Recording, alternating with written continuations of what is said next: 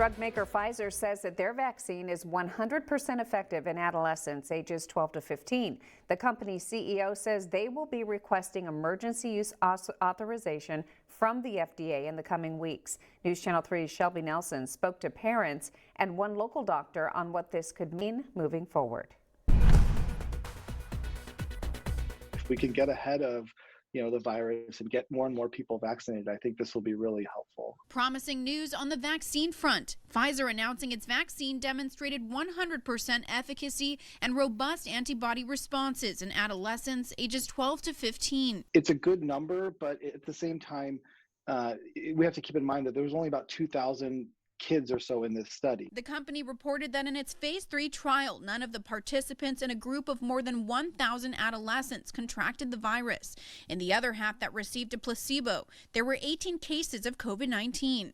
Dr. Malin Saneji with Loma Linda University Children's Hospital says getting the younger population vaccinated is a step in the right direction for herd immunity. Would I suggest that after every child is vaccinated, no child will get COVID?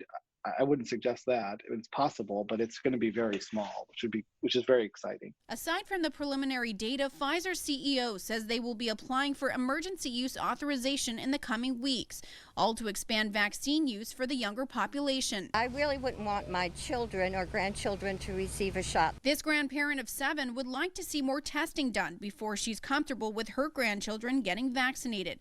Many others having mixed feelings on whether to vaccinate their kids. I have a 14-year-old, so that's great news for her. I believe in the science, and if they've done the appropriate tests, then it seems like it's great news. I'm unsure, to be honest. I think it's great. I would love to vaccinate my children as well, as soon as possible. Over the course of the pandemic, fewer children and teenagers have contracted the virus compared to adults. But Dr. Saneji says kids are not exempt from showing severe symptoms. He says it's just not as common. With the possibility of kids being vaccinated, Dr. Saneji believes that could lead to more reopening possibilities. And I think this is going to be really encouraging for high schools and then even, middle school, junior high. If we can vaccinate them, this should hopefully add an additional level of protection to the teachers. Shelby Nelson, News Channel 3. The company has not announced when vaccines will be available to kids because it will need to go through the approval process.